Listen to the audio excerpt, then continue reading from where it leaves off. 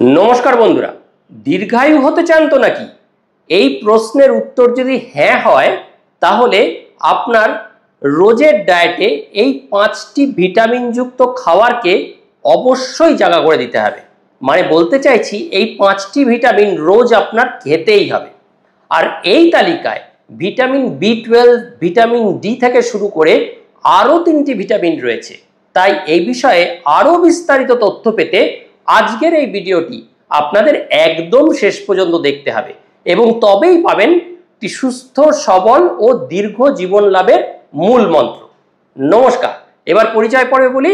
আমি ডক্টর অনুপম সিনহা, এই পর্বে আপনাদের হোস্ট, জেনারেল ফিজিশিয়ান, প্রক্টোলজিস্ট ও লাইফস্টাইল মডিফায়ার। আর আপনারা দেখছেন আপনাদের নিজেদের ইউটিউব চ্যানেল ডক্টর অনুপম হেল্পফুল।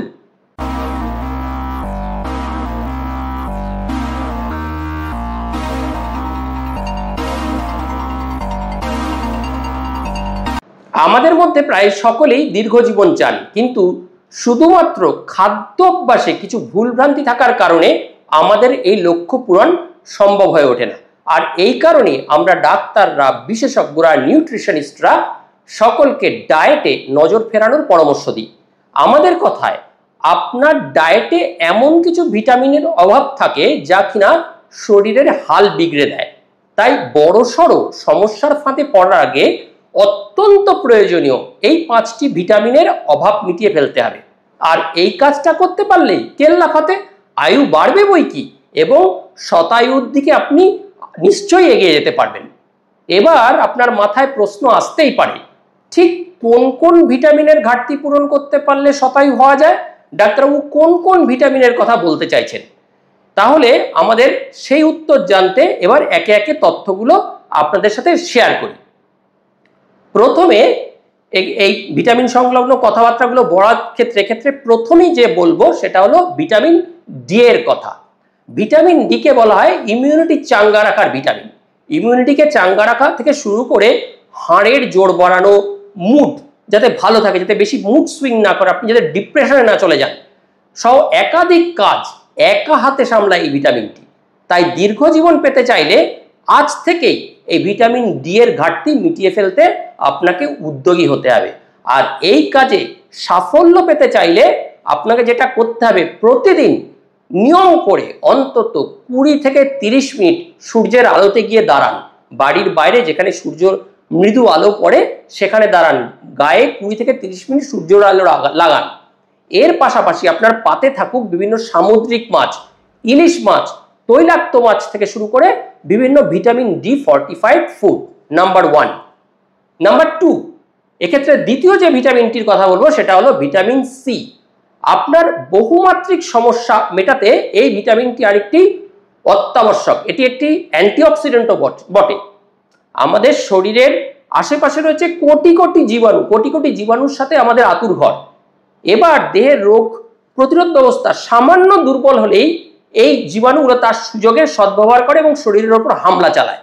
আর সেই কারণেই পিছু নেয় একাধিক ছোট বড় ইনফেকশন বা সংক্রামক অসুখ। তাই হেসে খেলে জীবন কাটাতে চাইলে, বিভিন্ন ব্যাকটেরিয়াল ইনফেকশন, ভাইরাল ইনফেকশন এগুলো থেকে দূরে রাখতে চাইলে শরীরের ইমিউনিটিকে আপনাকে চাঙ্গা রাখতেই হবে।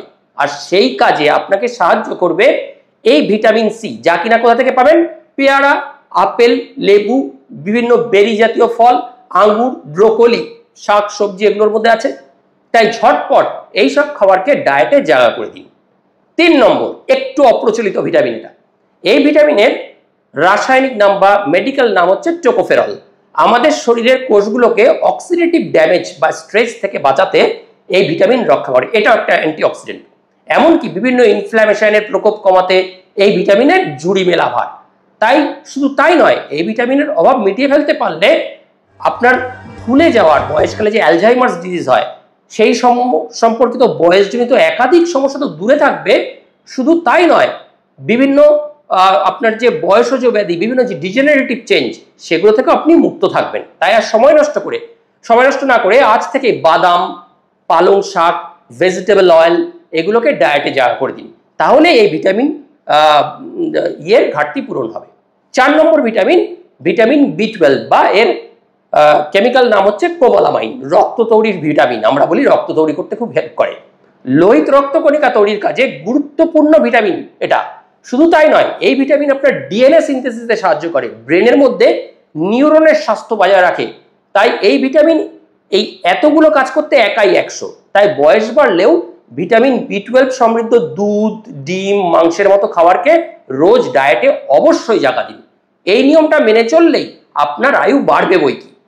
লাস্ট, এই পর্বের লাস্ট যে ভিটামিনটা আমরা আলোচনা করব সেটা হলো ভিটামিন K2 বা মেনাকুইনন, MK নামে পরিচিত, একটু অপরিচিত ভিটামিনটা। বিভিন্ন রকম ভিটামিন K1, K2 এগুলো পাওয়া যায় শরীরের মধ্যে, এগুলো সব কনভার্ট হয়ে K2 তে পরিণত হয়। এই ভিটামিন খায় না মাথায় দেয়, এটাই তো লোকে জানে না। এই বিষয়টি সম্পর্কে আমাদের অনেকেরই তেমন কোনো পরিষ্কার ধারণা নেই। তবে জানলে অবাক হবেন, হার্টের স্বাস্থ্য ফেরানোর থেকে শুরু করে হাড়ের জোর বাড়ানো, রক্তের কোয়াগুলেশনের ফ্যাক্টরে একাধিক জরুরি কাজে মুখ্য ভূমিকা পালন করে কিন্তু এই ভিটামিন।